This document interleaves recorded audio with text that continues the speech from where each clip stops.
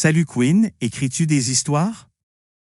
Oui, j'aime créer des personnages et des intrigues.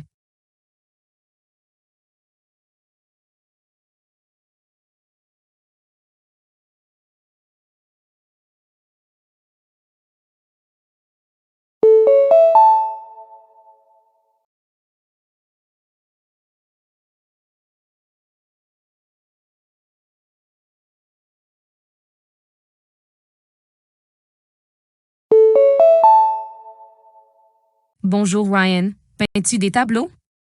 Oui, peindre me fait me sentir créatif.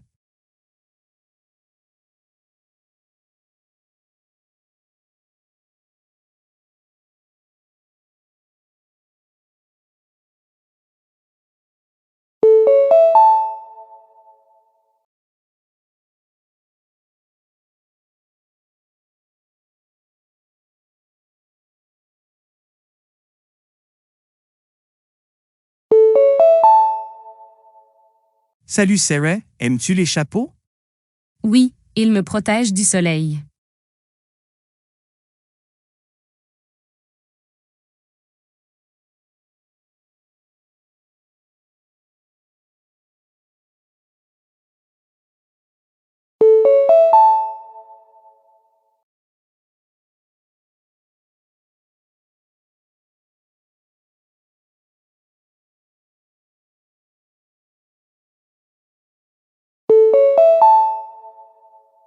Bonjour Tom, joues-tu au cricket? Oui, c'est mon sport préféré avec mes amis.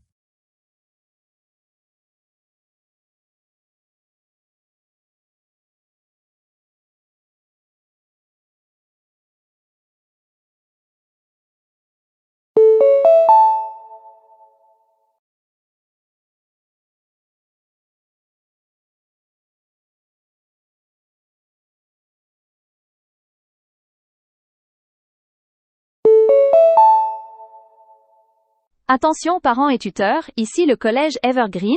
À la suite d'un audit complet du programme scolaire, plusieurs clubs parascolaires seront regroupés sous des pôles interdisciplinaires à partir du trimestre prochain. Bien que les intitulés individuels des clubs puissent ne plus apparaître séparément dans les emplois du temps, les possibilités de participation des élèves resteront équivalentes en durée et en portée. Cette restructuration vise à optimiser l'affectation du personnel enseignant et la répartition des ressources plutôt qu'à réduire les activités proposées. Les nouvelles modalités d'inscription seront diffusées via le portail académique avant la semaine d'inscription.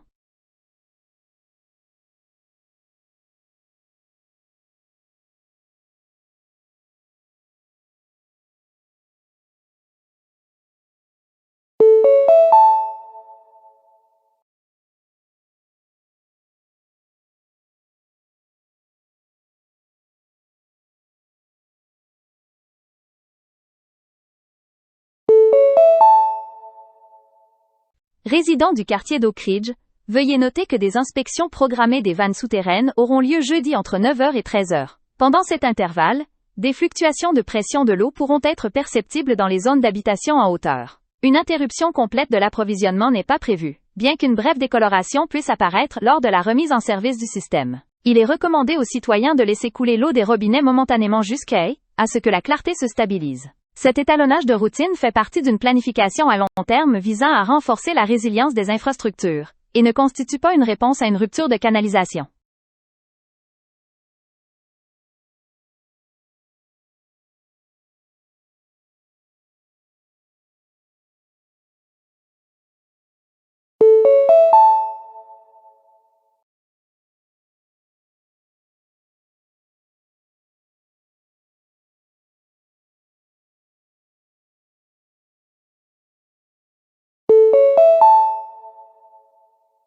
Chers collègues, ici le service des ressources humaines. À compter du prochain trimestre, éligibilité au travail hybride, nécessitera un alignement départemental sur les objectifs de performance trimestrielle. Cette modification ne supprime pas les modalités de travail à distance, mais relie la flexibilité des horaires à des indicateurs de productivité mesurables. Les employés travaillant actuellement hors site conserveront leurs accords existants jusqu'à la fin des cycles d'évaluation. Les superviseurs diffuseront des matrices d'évaluation mises à jour précisant les critères d'éligibilité. Notre objectif est d'assurer la cohérence dans l'application des politiques, plutôt que de restreindre l'autonomie professionnelle.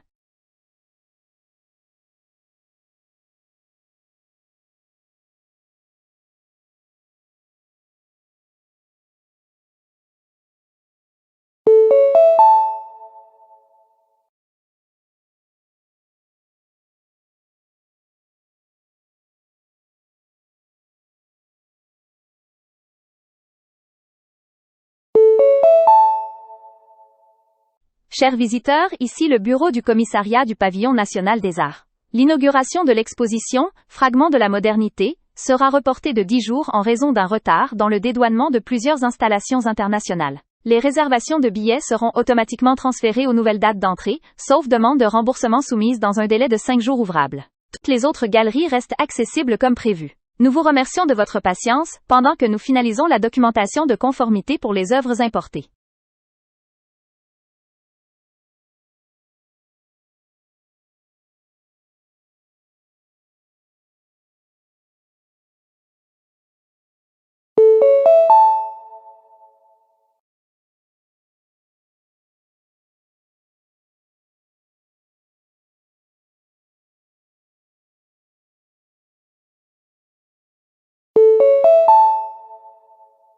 Bonsoir. Ceci est un message enregistré des services municipaux de propreté. En raison d'une maintenance des véhicules, la collecte des déchets dans votre rue aura lieu un jour plus tard que d'habitude cette semaine. Veuillez laisser les conteneurs accessibles comme indiqué. Le calendrier habituel reprendra la semaine suivante. Nous nous excusons pour tout désagrément, et vous remercions de votre coopération.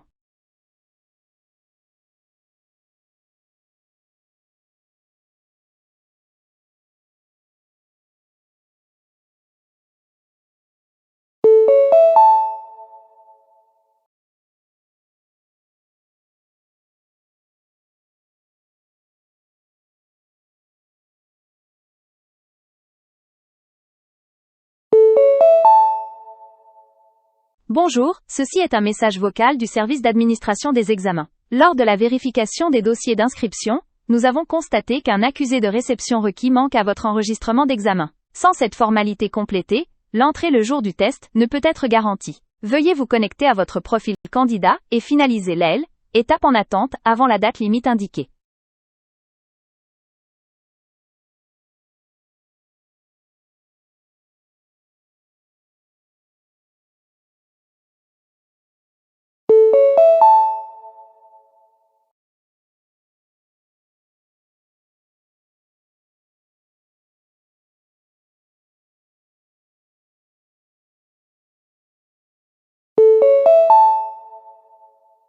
Bonjour, ceci est un rappel de Summit Gear Rentals. Notre système indique que l'EL, équipement loué associé à votre compte, n'a pas encore été retourné. La date de retour convenue était plus tôt cette semaine. Afin d'éviter des frais supplémentaires, veuillez organiser le dépôt du matériel ou nous contacter immédiatement si une prolongation est nécessaire.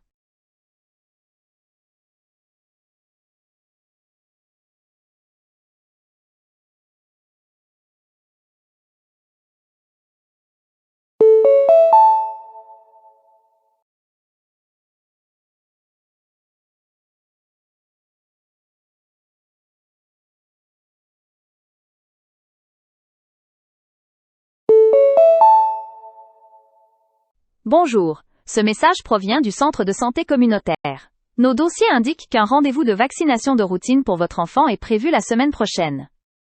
Veuillez vous assurer d'y assister comme prévu. Si un changement de date est nécessaire, veuillez nous en informer à l'avance afin de maintenir la continuité. Les détails horaires mis à jour sont disponibles via le portail patient.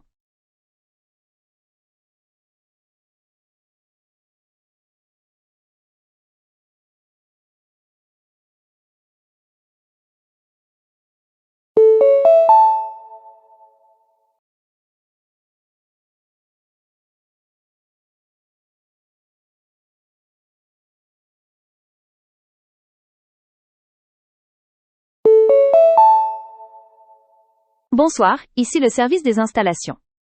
Une maintenance programmée de l'ascenseur du bâtiment aura lieu demain après-midi. Pendant cette période, l'ascenseur sera temporairement indisponible. L'accès par les escaliers restera ouvert. Nous vous recommandons de planifier vos déplacements en conséquence afin de minimiser les désagréments.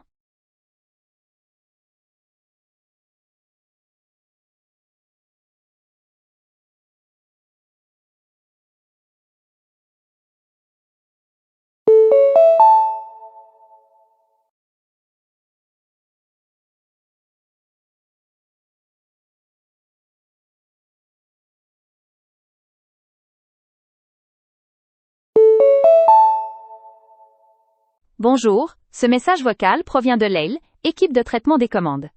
Lors de la préparation de votre commande en ligne, un article sélectionné est devenu indisponible. Le reste de la commande n'est pas affecté. Veuillez choisir un article de remplacement ou approuver l'expédition sans l'article indisponible via votre compte dans les 24 heures afin d'éviter tout retard.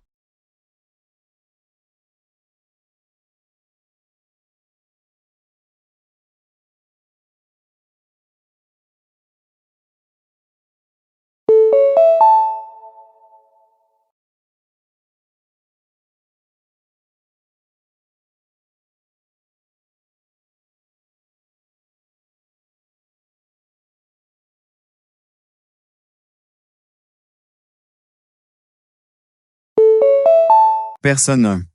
L'anonymat en ligne alimente le harcèlement, la désinformation et la fraude. Exiger une identité vérifiée pour chaque compte améliorerait considérablement la sécurité et la responsabilité. Il est temps d'adopter une vérification stricte et universelle. Personne 2. Les comptes violent la vie privée et limitent la liberté d'expression. Les gens ont des raisons légitimes de rester anonymes.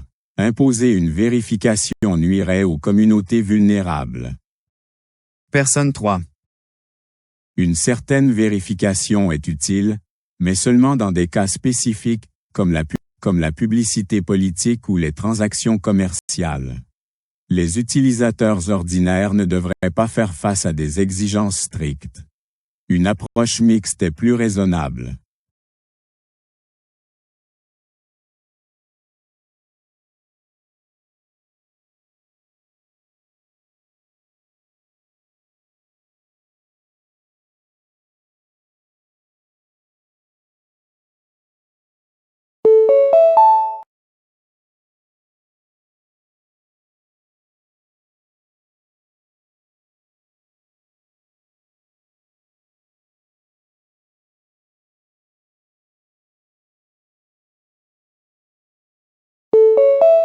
Personne 1.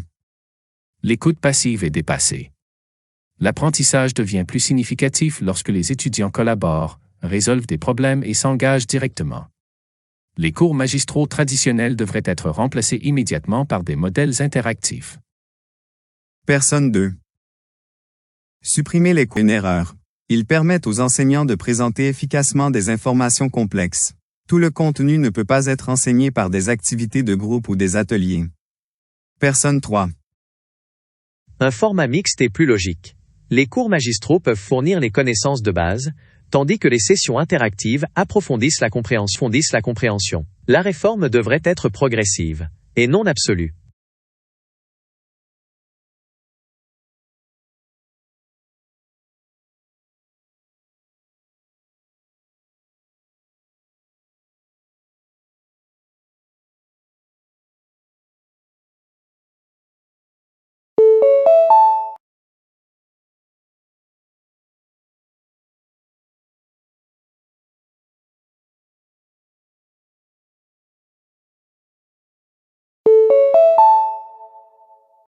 Bienvenue sur The Digital Gavel. Le briefing d'aujourd'hui porte sur l'admissibilité des preuves améliorées par des réseaux antagonistes génératifs, ou GAN. Des juristes et des informaticiens ont publié une déclaration conjointe mettant en garde contre l'utilisation d'outils de reconstruction probabiliste, probabilistic inpainting, lors des procès pénaux. Ces systèmes d'IA ne se contentent pas d'améliorer des images de vidéosurveillance floues. Ils hallucinent des détails plausibles, mais entièrement synthétiques, afin de combler les lacunes des données à partir d'ensembles d'entraînement composés d'images sans lien. Un audit récent a montré qu'une plaque d'immatriculation améliorée par GAN affichait de manière convaincante des caractères alphanumériques qui n'existaient pas sur la source originale en basse résolution. Le danger réside dans la création d'une certitude synthétique, où les jurés perçoivent l'estimation statistique de l'IA comme un fait empirique. Le rapport soutient que l'utilisation d'une telle technologie introduit une crise épistémologique dans la salle d'audience, car l'image obtenue n'est plus un enregistrement de la réalité, mais une fabrication hautement probable générée par un réseau neuronal.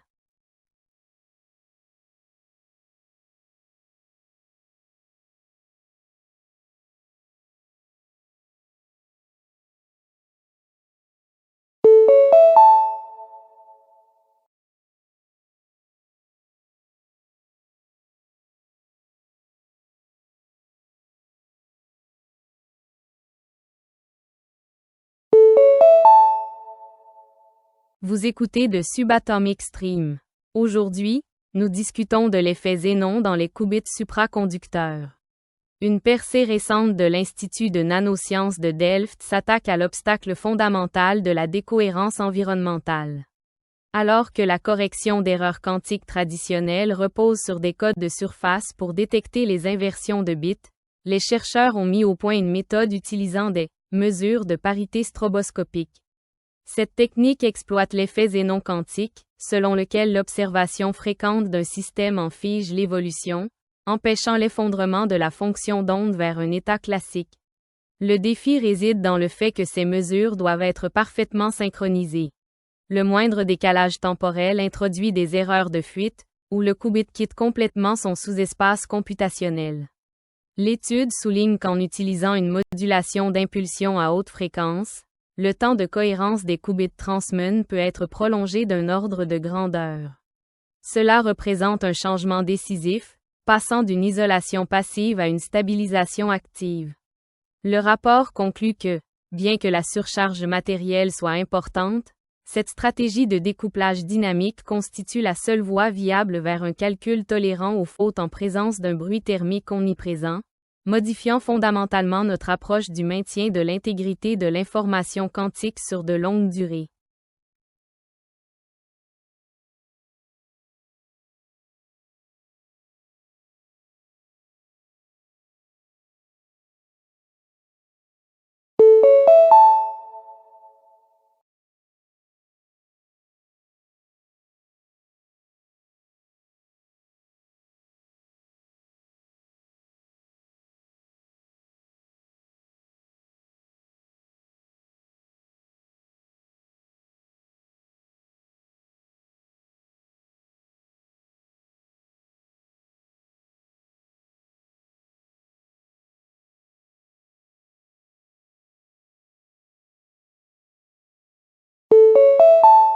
L'émergence de la falsification génomique, des séquences d'ADN synthétiques conçues pour imiter de véritables individus, crée un brouillard d'identité. En criminalistique, nous nous appuyons autrefois sur une certitude moléculaire.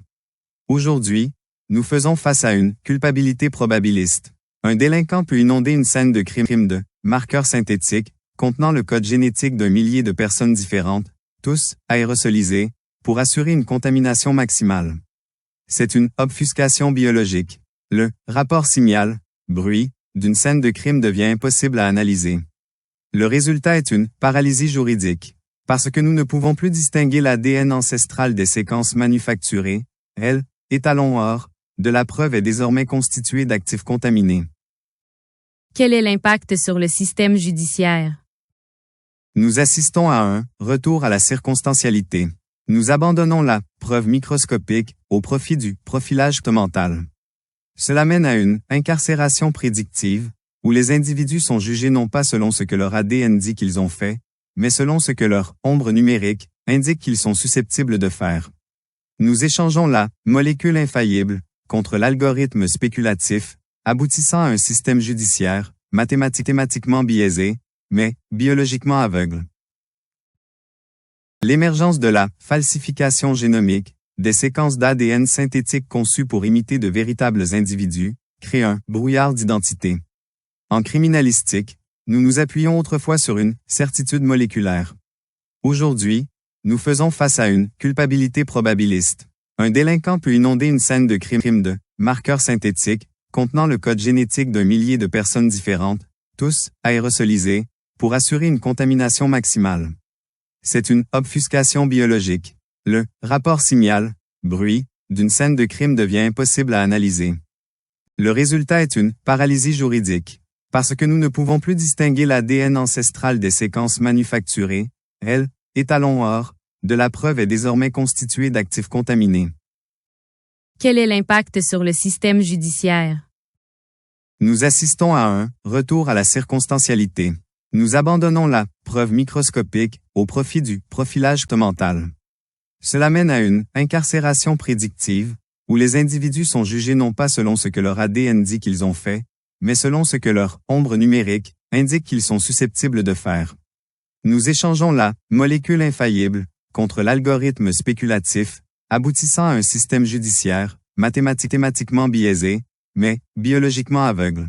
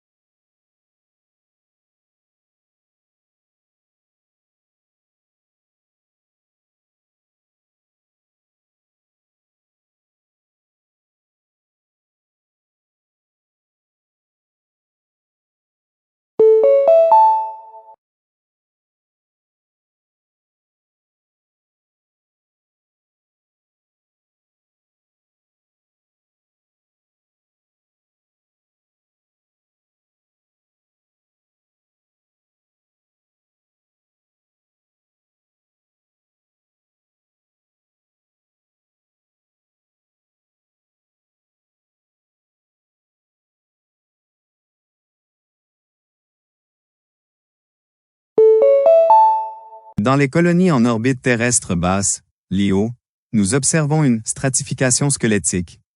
Les plus riches habitent des habitats rotatifs offrant une simulation centrifuge constante de 1G. La classe ouvrière, en revanche, réside dans des modules industriels en gravité nulle, afin d'économiser l'énergie. Cela crée une inégalité gravitationnelle. En gravité zéro, l'équilibre ostéoblaste-ostéoclaste est détruit, entraînant une décimation de la densité osseuse. Physiologiquement, le travailleur en gravité zéro devient insolvable terrestrement. Son squelette devient trop fragile pour retourner un jour sur Terre. Ce sont des exilés évolutionnaires, piégés dans la haute frontière, par leur propre biologie. Cela conduit-il à une instabilité politique?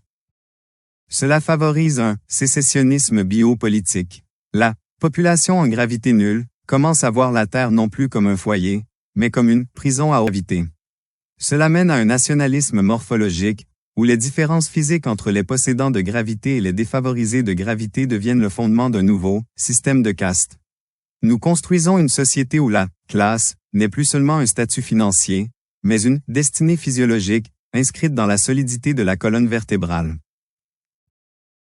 Dans les colonies en orbite terrestre basse, LEO, nous observons une stratification squelettique. Les plus riches habitent des habitats rotatifs offrant une simulation centrifuge constante de 1G. La classe ouvrière, en revanche, réside dans des modules industriels en gravité nulle, afin d'économiser l'énergie. Cela crée une inégalité gravitationnelle. En gravité zéro, l'équilibre ostéoblaste-ostéoclaste est détruit, entraînant une décimation de la densité osseuse.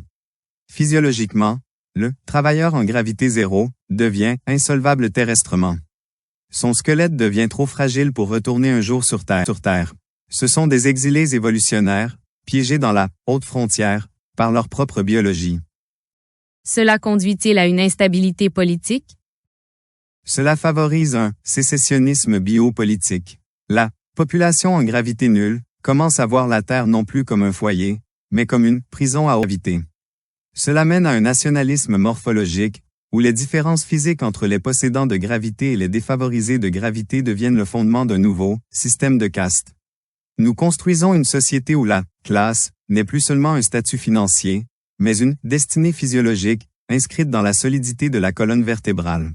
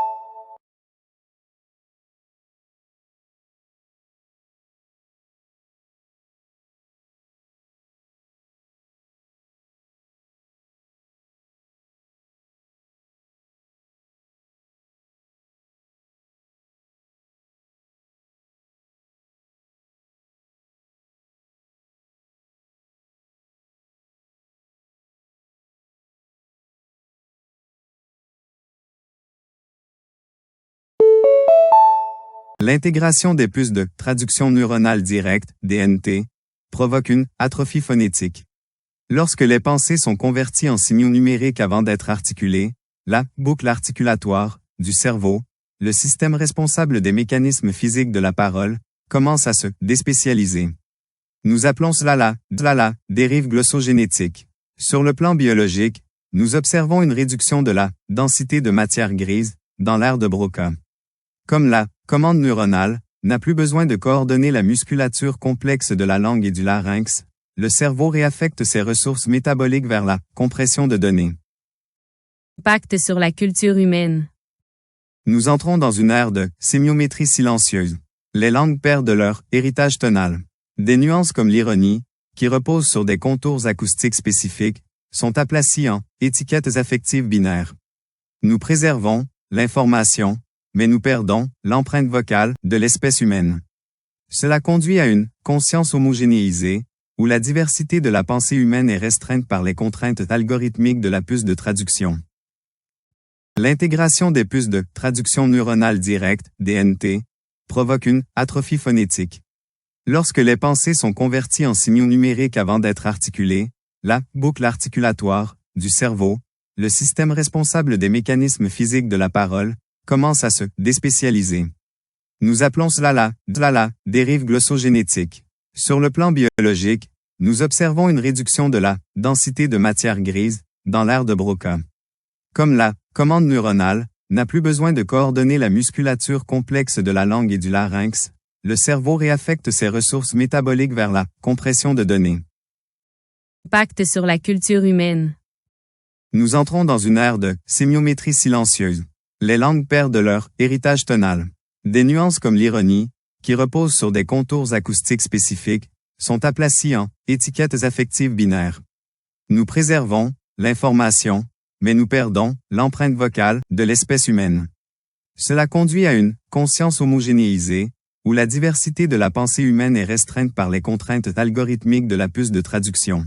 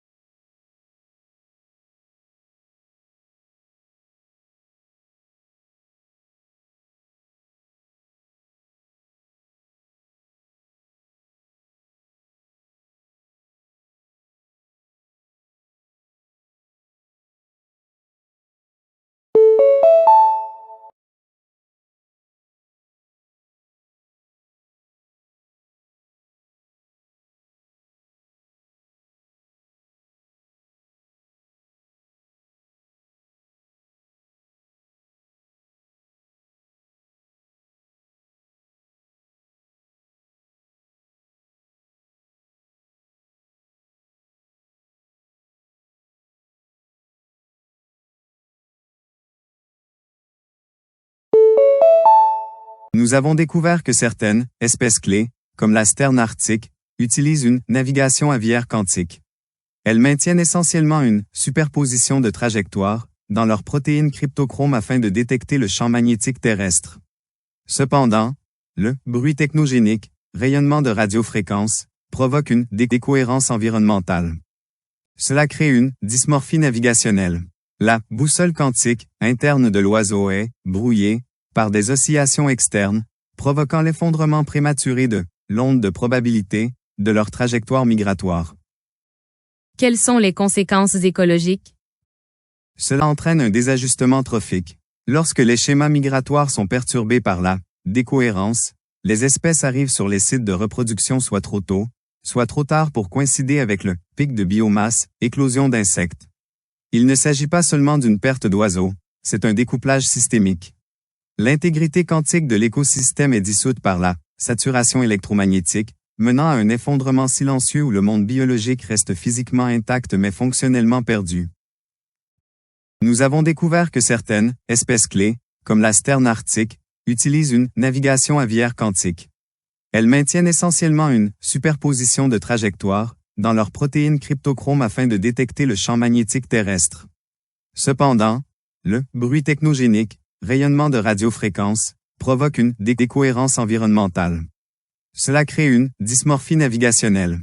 La boussole quantique interne de l'oiseau est brouillée par des oscillations externes, provoquant l'effondrement prématuré de l'onde de probabilité de leur trajectoire migratoire. Quelles sont les conséquences écologiques? Cela entraîne un désajustement trophique. Lorsque les schémas migratoires sont perturbés par la décohérence, les espèces arrivent sur les sites de reproduction soit trop tôt, soit trop tard pour coïncider avec le pic de biomasse, éclosion d'insectes. Il ne s'agit pas seulement d'une perte d'oiseaux, c'est un découplage systémique. L'intégrité quantique de l'écosystème est dissoute par la saturation électromagnétique, menant à un effondrement silencieux où le monde biologique reste physiquement intact mais fonctionnellement perdu.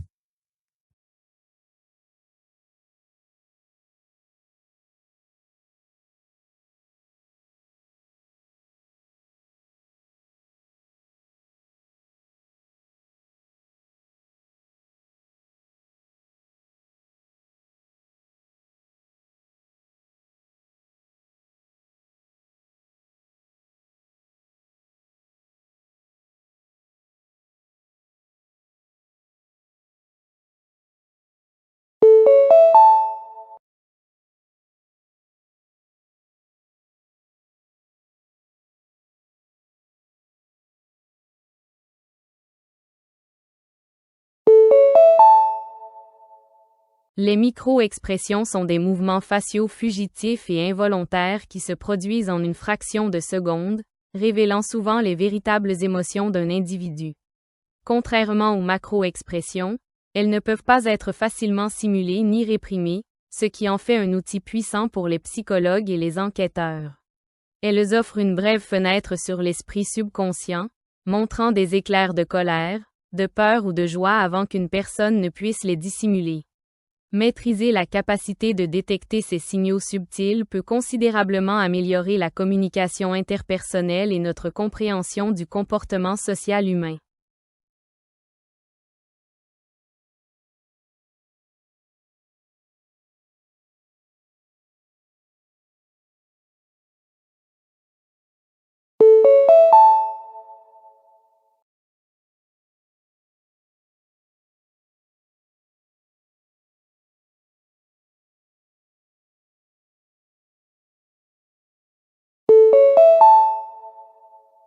Sous le sol forestier se trouve un vaste réseau sensible connu sous le nom de mycélium. Ce réseau souterrain agit comme l'Internet naturel de la Terre, permettant aux arbres de communiquer et de partager des nutriments essentiels. Alors que nous ne remarquons souvent que le champignon occasionnel qui émerge du sol, la véritable puissance réside dans ces délicats filaments blancs. Ils décomposent la matière organique, emprisonnent le carbone et renouvellent l'écosystème. Il s'agit d'un chef-d'œuvre silencieux et complexe d'ingénierie biologique qui soutient la vie depuis l'ombre.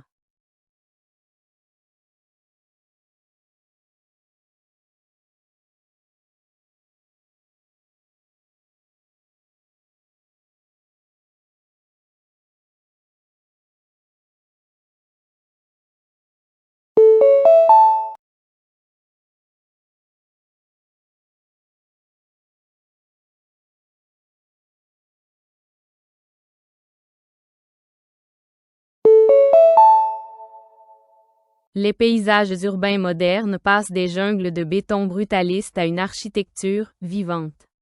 Les architectes intègrent désormais des jardins verticaux et des vitrages auto-refroidissants pour lutter contre l'augmentation des températures urbaines. Ces conceptions durables privilégiant la lumière naturelle et la circulation de l'air, créant des espaces qui ressemblent davantage à des écosystèmes qu'à des bureaux. À mesure que la décennie avance, la frontière entre le monde naturel et nos environnements construits continue de s'estomper, prouvant que le progrès ne doit pas se faire au détriment de la santé de notre planète.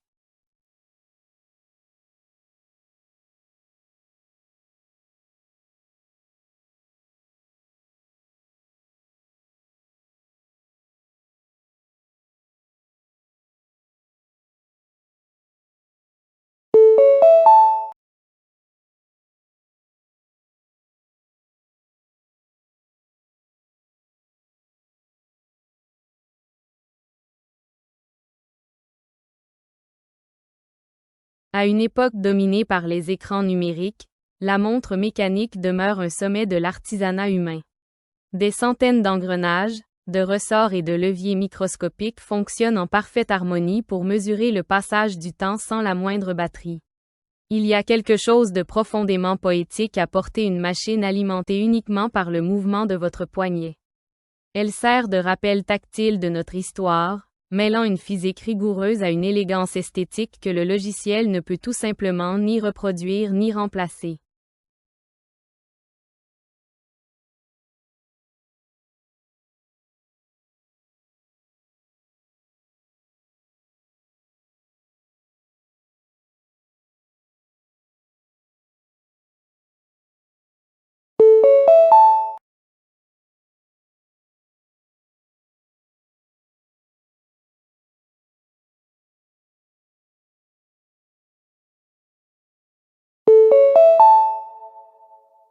La zone abyssale demeure l'une des dernières frontières sur Terre, un royaume de pression écrasante et d'obscurité éternelle. Contrairement à l'exploration spatiale, qui se tourne vers les étoiles, la plongée en haute mer nous oblige à affronter des formes de vie extraterrestres prospérant dans notre propre arrière-cour. Des méduses bioluminescentes aux vers tubicoles géants près des sources hydrothermales, ces organismes remettent en question notre compréhension de la biologie. Explorer ces profondeurs ne consiste pas seulement à découvrir, il s'agit de révéler les origines résilientes de la vie elle-même.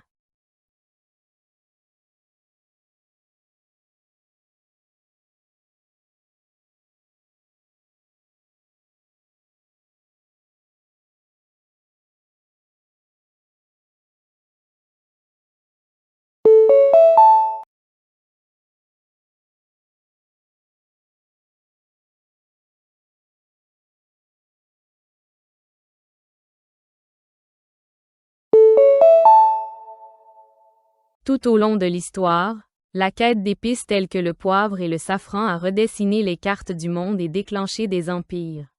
Au-delà du simple fait de masquer le goût des viandes conservées, les épices représentaient la richesse, le statut et le pouvoir médicinal. Aujourd'hui, elles demeurent les fils invisibles reliant des cuisines diverses, racontant des histoires d'anciennes routes commerciales et d'échanges culturels.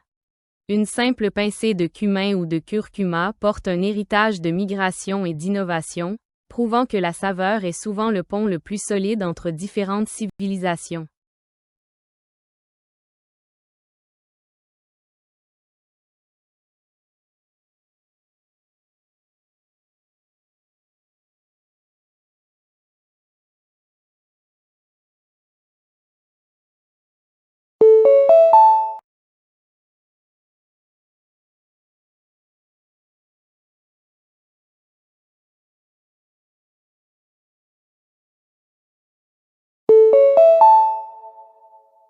Le rire est un langage humain universel qui transcende les barrières linguistiques et les hiérarchies sociales.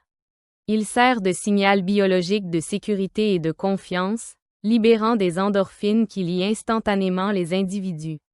Lorsque nous rions ensemble, la chimie de notre cerveau se synchronise, créant un sentiment collectif d'appartenance.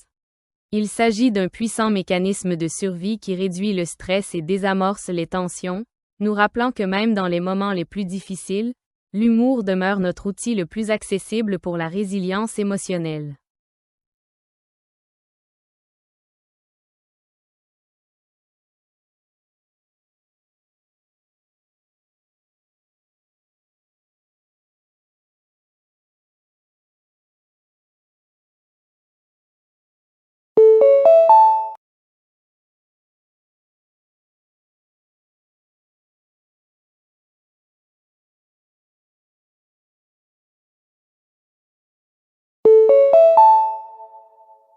La survie dans le désert aride exige des adaptations évolutives extraordinaires qui semblent presque miraculeuses. Les cactus et les plantes succulentes ont maîtrisé l'art du stockage de l'eau, utilisant des peaux épaisses et cireuses pour empêcher l'évaporation sous un soleil implacable. Certaines graines restent dormantes pendant des années, attendant une seule pluie pour déclencher une floraison spectaculaire et de courte durée. Ces plantes nous enseignent la beauté de la patience et la force nécessaires pour prospérer dans des environnements qui paraissent, à première vue, totalement inhospitaliers.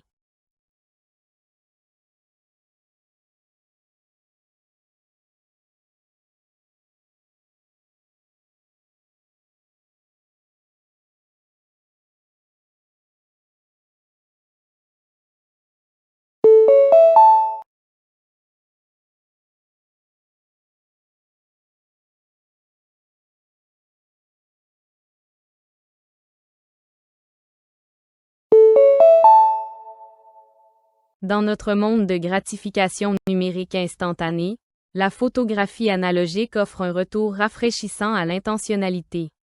Le processus de chargement du film, le réglage manuel de l'ouverture et l'attente du développement chimique obligeant le photographe à ralentir et à observer.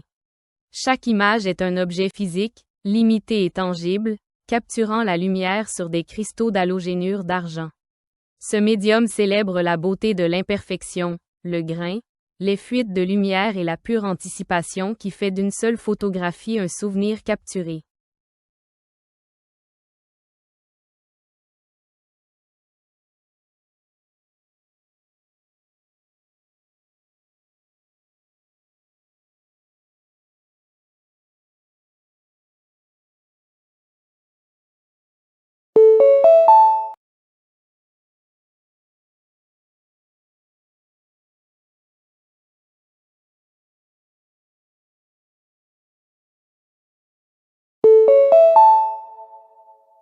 Chaque flocon de neige commence comme une particule de poussière autour de laquelle la vapeur d'eau gèle, formant un prisme hexagonal unique. Les motifs complexes que nous admirons sont déterminés par la température atmosphérique et le taux d'humidité pendant la descente du flocon. Comme aucun flocon ne suit exactement le même trajet jusqu'au sol, aucun motif n'est identique. Cette intersection entre géométrie complexe et conditions météorologiques chaotiques crée une œuvre d'art cristalline éphémère qui disparaît dès qu'elle rencontre la chaleur d'une main.